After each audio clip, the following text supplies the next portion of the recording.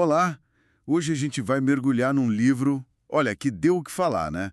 O Poder do Subconsciente, do Joseph Murphy, lá de 1963. Um clássico mesmo. E a promessa dele é, assim, bem audaciosa.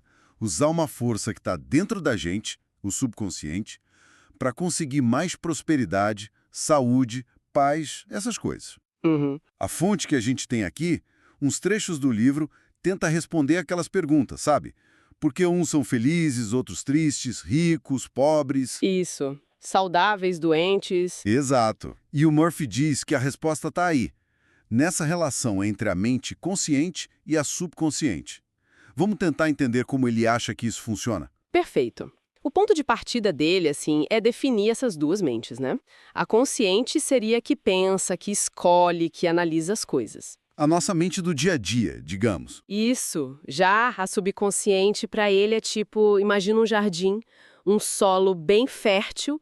Ela aceita qualquer semente, qualquer pensamento, qualquer crença que a mente consciente joga lá. E não questiona, sabe? Então, nossos pensamentos, nossos sentimentos mais comuns viram as plantas que crescem na nossa vida, moldam o destino. Que ideia forte, né? É. Ele chama o subconsciente de uma casa do tesouro interna. Um poder que, segundo ele, todo mundo tem acesso. Tá. E isso leva para uma das ideias principais dele, que é a tal lei da fé. Ah, sim. Murphy fala que não é tanto em que você acredita, tipo qual religião ou dogma, Aham. mas a fé em si, aquela aceitação mental total daquilo que se quer ou se pede em oração. Eis que traria a resposta do subconsciente. Exato. Ele diz que budistas, cristãos, muçulmanos, judeus, todo mundo poderia ter resultado. Como ele explica isso ser tão universal? Olha, ele coloca isso não como algo religioso, mas como uma lei da mente, uma lei psicológica mesmo. Ah, entendi. O subconsciente responderia à clareza, à convicção do pensamento consciente. A oração, nesse jeito de ver, vira quase uma técnica, sabe? Uma técnica, como assim? É uma interação bem direcionada entre o consciente, que escolhe a meta, e o subconsciente que vai atrás dos meios para realizar. E como o subconsciente não fica analisando, ele só executa a ordem que recebeu da crença. Essa visão mais focada na mecânica da mente era bem diferente para a época, né? Sem dúvida.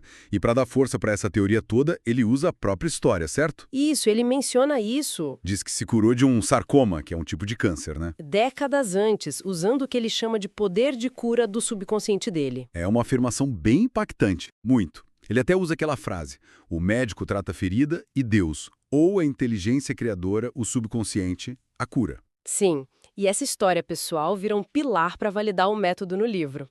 Apresenta a experiência direta como se fosse a prova, né?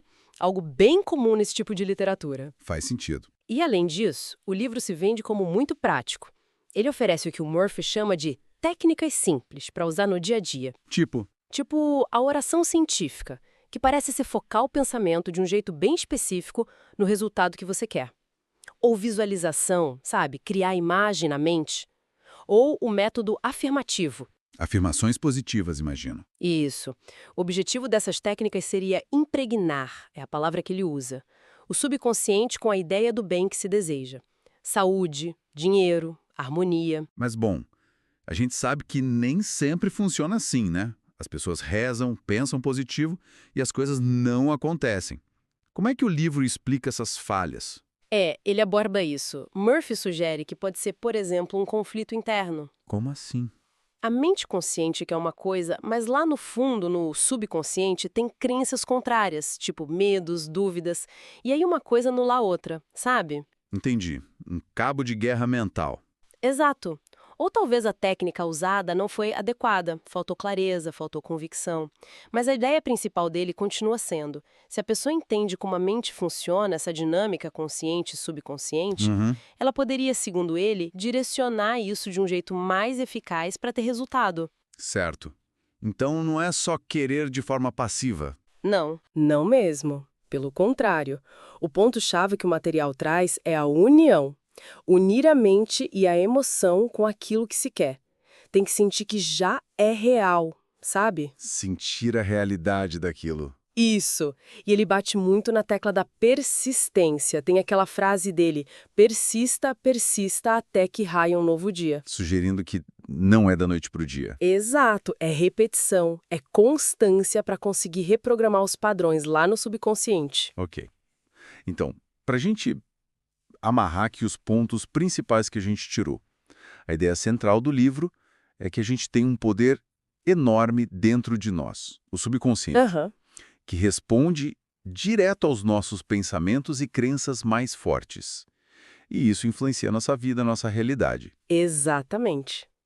E a chave para usar esse poder, segundo o Murphy, seria aprender a direcionar ele de forma consciente. Com as técnicas que ele ensina. Isso.